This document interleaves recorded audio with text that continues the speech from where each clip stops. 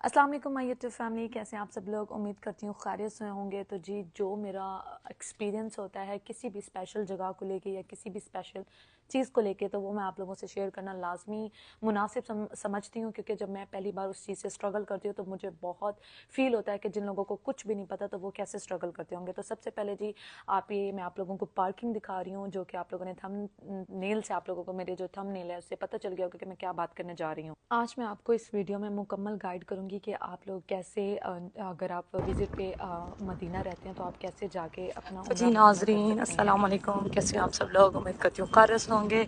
तो यहाँ पे जी हम आए हैं मक्का उम्रा करने के लिए, लेकिन रमज़ान में इनकी स्ट्रेटजी होती है कि बहुत ज़्यादा क्राउड की वजह से हमें मक्का से तकरीबन 50 किलोमीटर पहले अपनी गाड़ी को इस तरह यहाँ पे पार करके जाना होता है। जो लोग उम्रा का पैकेज करवा के आते हैं वो लोग तो चले जाते हैं, लेकिन जो मतलब यहाँ पे विजिट वाले हैं ना, जो विजिट पे रहते हैं और ऑलरेडी यहाँ पे रह रहे हैं, तो उनके लिए ये इन्होंने बनाया कि इस तरह आएंगे और पार्किंग करेंगे और फिर आगे टैक्सी करवा के ना आगे फर्दर जाएंगे।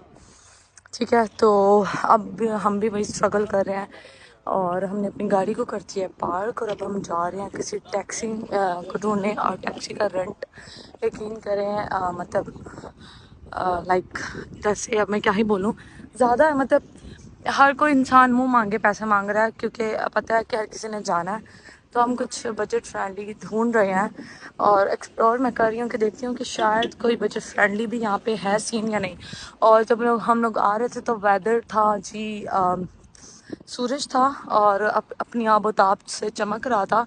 बट फाइनली मैंने आते हुए दुआ की थी अल्लाह बादल, तो अब बादल भी आप लोग देख सकते हैं है। और अल्हम्दुलिल्लाह मैं अभी टाइम हुआ है 12 और हमारी कोशिश है कि हम नमाज में पहुंच जाए। जुमे का आज दिन है माशाल्लाह से, और नमाज पढ़ के फिर हम अपना जुमा भी स्टार्ट करेंगे और फिर वहाँ से थोड़ा सा रिफ़्रेशमेंट एंड देन वापस। तो ये देखिए जी माशाल्लाह से ये इनका सब पार्किंग एरिया और काफ़ी ह्यूज पार्किंग है, क्योंकि मैक्सिमम तादाद में लोग आ रहे हैं और जा रहे हैं। लेट्स सी कि हमें ये वैसे बस भी जाती है, लेकिन बस का हमें ये सुनने को मिला है कि बस अभी नहीं जा रही, नमाज के बाद जाएगी। जो जा चुकी हैं वो जा चुकी हैं। अब हम देख रहे हैं कि शायद कोई बस भी मिल जाए या फिर हमें टैक्सी ही करवानी पड़ेगी। तो अब मैं देखती हूँ कि फ़ाइनल क्या रिज़ल्ट आता है, तो मैं उसकी भी आप लोगों को अपडेट दूँगी, जो लोग यहाँ पे आ रहे हैं और वो किस तरह उम्रा कर सकते हैं रमज़ान में। तो जी नाज़रीन, आप लोगों ने मेरी बात सुनी, तो अब मैं आपको कुछ इंपॉर्टेंट बातें बताती हूँ। सबसे पहले तो अगर आप जुम्मे के विजिटर हैं, वहाँ पे रह रहे हैं और उम्रा करने आते हैं, तो आपको जुम्मे के दिन सबसे पहले निकलना होगा। 10 या 11 बजे आपको मक्का के जो उस चौकी पे पहुँचना होगा जहाँ पे ये गाड़ी पार्क की जाती है। तो फिर ही आपको बस मिलेगी उसके बाद, वरना नमाज के बाद बस मिलेगी। तो फाइनली हमें बस तो नहीं मिली, हमें एक टैक्सी ड्राइवर मिला जो कि इंडिया से था और काफ़ी नाइस था। के बाद हम यहाँ पे पहुंचे थे जुमा नमाज के टाइम, और ये देखिए जी हमें बाहर ही रुकना पड़ा। मक्का शरीफ से काफ़ी दूर तक कितना क्राउड था ये मैं आपको क्लियरली दिखा रही हूँ। सबसे बड़ी बात है, मैं आप लोगों को बता दूं कि यहाँ पे जो बस है उसका 5 रियाल रेंट है एक इंसान का जाने का और 5 वापसी का। तो वो पहले ही एडवांस में आने और जाने का रेंट। उसके बाद वो जो हमारे टैक्सी ड्राइवर थे उन्होंने हमें बताया कि ये ना एक ऐप है, इसको डाउनलोड कर दें, इसका नाम है मक्का बस। तो यहाँ पे आप अपनी टिकट ऑनलाइन बाई करते हैं तो वो 4 रियाल की आपको मिलती है। ठीक है, तो ये ऐप का भी मैंने आपको लाजमी बताना ज़रूरी समझा। उसके बाद जी मैं आप लोगों को बता दूँ, ये मैंने यहाँ पे ऐप डाउनलोड किया। डाउनलोड करने के बाद फिर मैंने यहाँ पे मुकम्मल डिटेल्स दी और डिटेल देने के बाद मैंने जो भी प्रोसीजर है, आप लोग भी जो भी आईडीज़ जैसे बनाते हैं वैसे बना लेंगे ईमेल के साथ।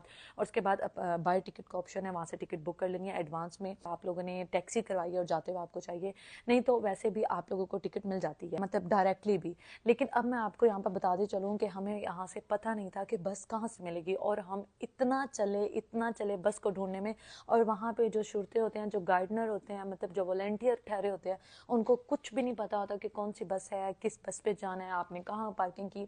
तो ये फर्स्ट टाइम मैंने एक्सपीरियंस की जो चीज़, और जिसने मुझे थका दिया, तो मैंने इसको रिकॉर्ड किया। इतना नहीं कर सकी बट थोड़ा बहुत मैंने रिकॉर्ड किया, लेकिन आपको मुकम्मल डिटेल दूंगी। यहाँ पे सबसे पहले तो ये मैं दिखा रही हूँ कि जैसे जैसे ही आप एंटर होते हैं ना, तो एंटर होते हैं इस गेट से आप लोग जा सकते हैं खाना काबा की तरफ, बाकी तमाम बंद होते हैं। और अगर ओपन जो है तो वो काफ़ी दूर है, मतलब जो एंट्रेंस से हम लोग आते हैं ना बस की तरफ से या टैक्सी की तरफ से, तो उस तरफ से जो सबसे करीब रास्ता पड़ता है वो यही है, जो नीचे स्टेयर से हम उतर रही हूँ मैं, ठीक है।